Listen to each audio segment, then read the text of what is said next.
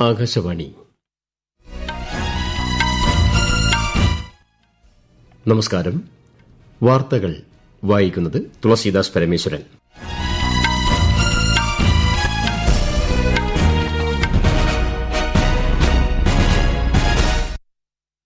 പ്രധാന വാർത്തകൾ.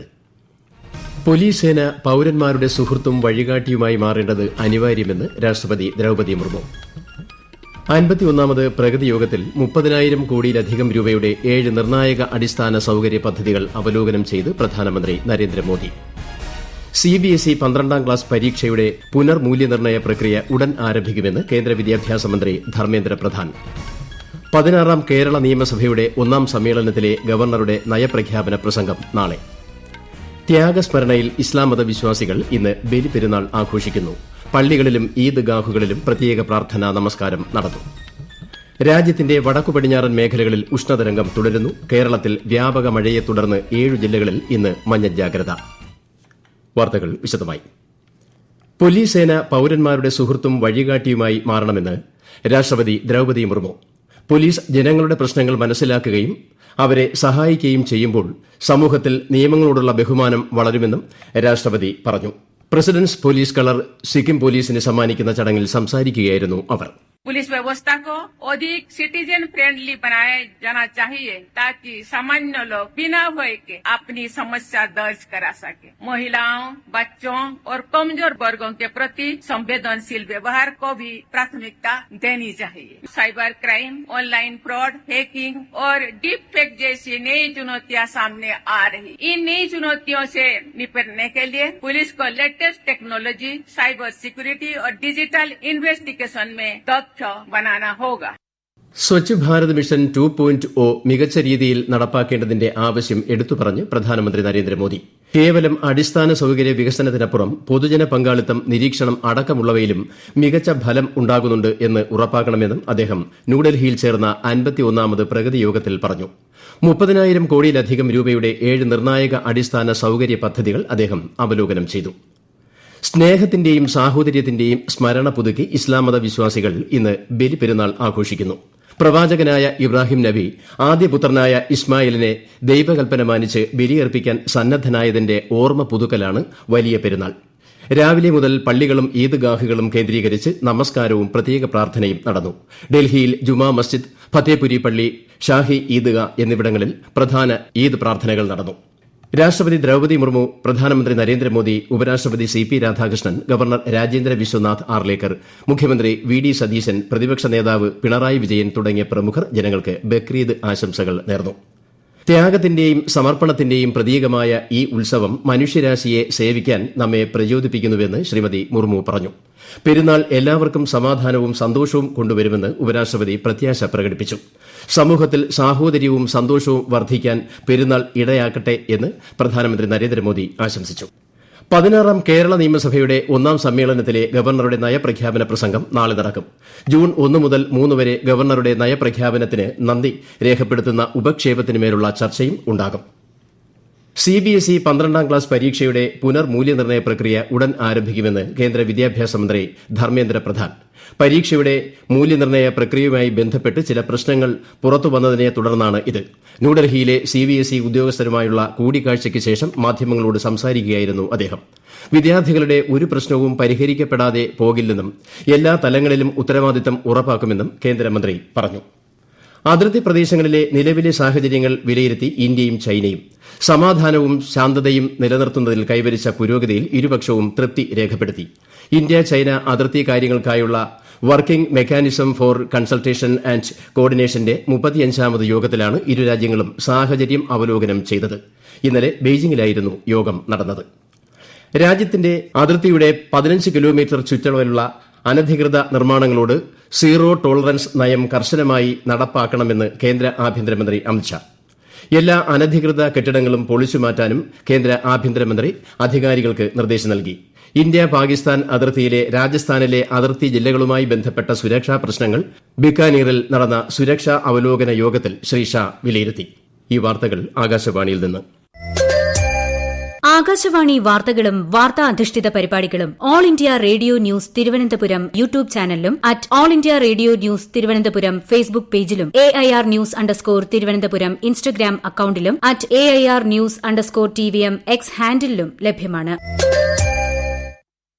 മുൻ മുഖ്യമന്ത്രി പിണറായി വിജയന്റെ തിരുവനന്തപുരത്തെ വസതിയിൽ റെയ്ഡ് കഴിഞ്ഞിറങ്ങിയ ED ഉദ്യോഗസ്ഥരെ ആക്രമിച്ച സംഭവത്തിൽ അറസ്റ്റിലായവരുടെ എണ്ണം 8ആയി. വധശ്രമം ഉൾപ്പെടെയുള്ള വകുപ്പുകളാണ് ഇവർക്കെതിരെ ചുമത്തിയിരിക്കുന്നത്. അന്വേഷണം പുരോഗമിക്കുന്നതായും കൂടുതൽ അറസ്റ്റ് ഉണ്ടായേക്കുമെന്നും സംസ്ഥാന പോലീസ് മേധാവി റവാഡ ചന്ദ്രശേഖർ അറിയിച്ചു. ആഭ്യന്തരമന്ത്രി രമേശ് ചെന്നിത്തലയെ തിരുവനന്തപുരത്തെ വസതിയിൽ സന്ദർശിച്ച ശേഷം മാധ്യമങ്ങളോട് സംസാരിക്കുകയായിരുന്നു അദ്ദേഹം. കഴിഞ്ഞ 12 വർഷങ്ങളിൽ വിവിധ മേഖലകളിലായി നിരവധി ക്ഷേമ പദ്ധതികളാണ് കേന്ദ്ര സർക്കാർ നടപ്പിലാക്കിയത്. പ്രധാനമന്ത്രിയുടെ PMEGP പദ്ധതിയിലൂടെ സ്വന്തമായി വ്യവസായ സ്ഥാപനം വിജയകരമായി നടത്തുന്നതിന്റെ സന്തോഷം കണ്ണൂർ സ്വദേശി ജബ്ബാർ ആകാശവാണി വാർത്തകളോട് പങ്കുവയ്ക്കുന്നു. കണ്ണൂർ ജില്ലയിലെ പുതിയങ്ങാടിയിലാണ് എൻ്റെ സ്ഥാപനമുള്ളത്. സ്ഥാപനം തുടങ്ങിയിട്ട് ഇപ്പോൾ 6 വർഷത്തോളമാകുന്നു. ഇപ്പോൾ സാമാന്യം മോശമില്ലാത്ത രീതിയിൽ നന്നായിട്ട് പോകുന്നു. ഇപ്പോൾ ഒരു സ്ഥാപനത്തിന്റെ ഉടമയായി മാറിയിട്ടുണ്ട്. ഇതിനെല്ലാം എന്നെ സഹായിച്ചത് നമ്മളെ PMEGP സ്കീം ഉണ്ടായിരുന്നു. പ്രധാനമന്ത്രിയുടെ ഒരു സ്കീം ഉണ്ടായിരുന്നു. 7.5 ലക്ഷം രൂപ ഞാൻ PMEGP സ്കീമിൽ വഴി ലോൺ എടുത്തിട്ടാണ് ഈ സ്ഥാപനം തുടങ്ങിയത്. ഇപ്പോൾ 3 വർഷം കഴിഞ്ഞപ്പോൾ തന്നെ അതിന്റെ സബ്സിഡി ഒക്കെ അനുവദിച്ചു വന്നു. ലോൺ ക്രോസ് ചെയ്യാൻ പറ്റി പെട്ടെന്ന് തന്നെ തരക്കേടില്ലാത്ത രീതിയിൽ ബിസിനസ് മുന്നോട്ട് പോകുന്നു. PMEGP സ്കീമിന്റെ ഒരു അനുഗ്രഹം തന്നെയാണത്. അടുത്ത 2 ദിവസങ്ങളിൽ ഇന്ത്യയുടെ മധ്യ വടക്കു പടിഞ്ഞാറൻ മേഖലകളിൽ ഉഷ്ണതരംഗം തുടരുമെന്ന് കേന്ദ്ര കാലാവസ്ഥാ വകുപ്പ് അറിയിച്ചു. വിദർഭയിൽ ഇന്ന് തീവ്ര ഉഷ്ണതരംഗം ഉണ്ടാകാൻ സാധ്യതയുള്ളതിനാൽ കേന്ദ്രം റെഡ് അലർട്ട് പ്രഖ്യാപിച്ചു.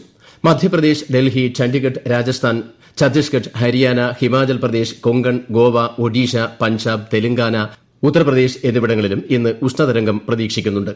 അതേസമയം കനത്ത ഇടിമിന്നലിലും ആലിപ്പഴ വർഷത്തിലും ബീഹാറിന്റെ വടക്കൻ കിഴക്കൻ ഭാഗങ്ങളിൽ 8 പേർ മരിച്ചു. മരിച്ചവരുടെ കുടുംബാംഗങ്ങൾക്ക് 4 ലക്ഷം രൂപ വീതം അടിയന്തര ധനസഹായം നൽകാൻ മുഖ്യമന്ത്രി സാമ്രാജ് ചൌധരി അധികൃതർക്ക് നിർദ്ദേശം നൽകി. കേരളത്തിൽ വ്യാപക മഴ തുടരും. തിരുവനന്തപുരം മുതൽ ഇടുക്കി വരെയുള്ള 7 ജില്ലകളിൽ കേന്ദ്ര കാലാവസ്ഥാ വകുപ്പ് മഞ്ഞ ജാഗ്രത പ്രഖ്യാപിച്ചു. മണിക്കൂറിൽ 40 കിലോമീറ്റർ വരെ വേഗത്തിൽ കാറ്റ് വീശാനും സാധ്യതയുണ്ട്. കനത്ത മഴയെ തുടർന്ന് തിരുവനന്തപുരം അരുവിക്കര ഡാമിലെ ജലനിരപ്പ് ഉയർന്ന സാഹചര്യത്തിൽ ഡാമിന്റെ 2-5 നമ്പർ ഷട്ടറുകൾ 20 സെന്റിമീറ്റർ കൂടി തുറന്നു. അണക്കെട്ടിന്റെ സമീപ പ്രദേശങ്ങളിൽ താമസിക്കുന്നവർ ജാഗ്രത പാലിക്കണമെന്ന് അധികൃതർ അറിയിച്ചു. ഇറാന്റെ തെക്കൻ മേഖലയിൽ അമേരിക്കൻ സൈന്യം നടത്തിയ ആക്രമണങ്ങൾക്ക് മറുപടിയായി US ബേസിൽ ആക്രമണം നടത്തിയതായി ഇറാന്റെ ഇസ്ലാമിക് റവല്യൂഷണറി ഗാർഡ് കോർപ്സ്. ടെഹ്റാന്റെ ഈ പ്രതികരണം US-നുള്ള ഗുരുതരമായ മുന്നറിയിപ്പാണെന്നും IRGC അറിയിച്ചു. ബുധനാഴ്ച രാത്രി ഇറാന്റെ സൈനിക കേന്ദ്രം ലക്ഷ്യമിട്ട് US ആക്രമണങ്ങൾ നടത്തിയിരുന്നു. യുദ്ധം അവസാനിപ്പിക്കുന്നതിനുള്ള ചർച്ചകൾ തുടരുന്നതിനിടെയാണ് ഈ ആക്രമണങ്ങൾ നടന്നത്. ശത്രുക്കളുടെ മിസൈൽ, ഡ്രോൺ ആക്രമണങ്ങളെ കുവൈറ്റിന്റെ വ്യോമ പ്രതിരോധ സംവിധാനങ്ങൾ പ്രതിരോധിച്ചതായി Kuwait general staff of the army വ്യക്തമാക്കി. ഹോർമൂസ് കടലിടുക്കിന് സമീപം തെക്കൻ ഇറാനിലും പരിസര പ്രദേശങ്ങളിലും ഈ ആഴ്ച അമേരിക്ക നടത്തിയ പുതിയ ആക്രമണങ്ങൾ ഉൾപ്പെടെ പ്രാദേശിക സംഘർഷങ്ങൾ രൂക്ഷമായ സാഹചര്യത്തിൽ എല്ലാ സുരക്ഷാ മുൻകരുതൽ നിർദ്ദേശങ്ങളും കർശനമായി പാലിക്കാൻ കുവൈറ്റ് അധികൃതർ പൊതുജനങ്ങളോട് അഭ്യർത്ഥിച്ചു. തന്ത്രപ്രധാനമായ തുറമുഖ നഗരമായ ബന്ദർ അബ്ബാസിലെ സൈനിക താവളം ലക്ഷ്യമിട്ട് അമേരിക്ക ഇറാനിൽ പുതിയ ആക്രമണങ്ങൾ നടത്തിയതിന് പിന്നാലെ ആഗോള വിപണിയിൽ എണ്ണവില കുത്തനെ ഉയർന്നു. അന്താരാഷ്ട്ര എണ്ണവില സൂചികയായ ബ്രന്റ് ക്രൂഡ് 3.75% വർദ്ധിച്ച് ബാരലിന് $97.83 എത്തി. US വിപണിയിലെ ക്രൂഡ് ഓയിൽ വില 4% ഉയർന്ന് $92.22 എത്തി. ഹോർമൂസ് കടലിടുക്ക് വീണ്ടും തുറക്കുന്നതിനുള്ള ഒരു കരാർ ഉടൻ ഉണ്ടാകും എന്ന പ്രതീക്ഷയിൽ ഈ ആഴ്ച എണ്ണവില ഗണ്യമായി കുറഞ്ഞിരുന്നു. പ്രധാനമന്ത്രി നരേന്ദ്രമോദി ജനങ്ങളുമായി ആശയങ്ങൾ പങ്കുവയ്ക്കുന്ന പ്രതിമാസ റേഡിയോ പ്രഭാഷണ പരിപാടി മൻ കി ബാത്തിലേക്ക് നാളെ കൂടി ജനങ്ങൾക്ക് ആശയങ്ങളും അഭിപ്രായങ്ങളും സമർപ്പിക്കാം. 1800117800 എന്ന toll free number, Namo app, my GOV open forum എന്നിവയിലൂടെ അഭിപ്രായങ്ങൾ അറിയിക്കാവുന്നതാണ്. പ്രധാന വാർത്തകൾ വീണ്ടും. പോലീസ് സേന പൌരന്മാരുടെ സുഹൃത്തും വഴികാട്ടിയുമായി മാറേണ്ടത് അനിവാര്യമെന്ന് രാഷ്ട്രപതി ദ്രൌപദി മുർമു. 51ാമത് പ്രഗതി യോഗത്തിൽ 30,000 കോടിയിലധികം രൂപയുടെ 7 നിർണായക അടിസ്ഥാന സൌകര്യ പദ്ധതികൾ അവലോകനം ചെയ്ത് പ്രധാനമന്ത്രി നരേന്ദ്രമോദി. CBSE 12ാം ക്ലാസ് പരീക്ഷയുടെ പുനർമൂല്യനിർണ്ണയ പ്രക്രിയ ഉടൻ ആരംഭിക്കുമെന്ന് കേന്ദ്ര വിദ്യാഭ്യാസ മന്ത്രി ധർമ്മേന്ദ്ര പ്രധാൻ. 16ാം കേരള നിയമസഭയുടെ 1ാം സമ്മേളനത്തിലെ ഗവർണറുടെ നയപ്രഖ്യാപന പ്രസംഗം നാളെ. ത്യാഗസ്മരണയിൽ ഇസ്ലാം മത വിശ്വാസികൾ ഇന്ന് ബലിപെരുന്നാൾ ആഘോഷിക്കുന്നു. പള്ളികളിലും ഈദ്ഗാഹുകളിലും പ്രത്യേക പ്രാർത്ഥനാ നമസ്കാരം നടന്നു. രാജ്യത്തിന്റെ വടക്കു പടിഞ്ഞാറൻ മേഖലകളിൽ ഉഷ്ണതരംഗം തുടരുന്നു. കേരളത്തിൽ വ്യാപക മഴയെ തുടർന്ന് 7 ജില്ലകളിൽ ഇന്ന് മഞ്ഞ ജാഗ്രത. വാർത്തകൾ കഴിഞ്ഞു. അടുത്ത വാർത്താ പ്രക്ഷേപണം വൈകിട്ട് 6:30.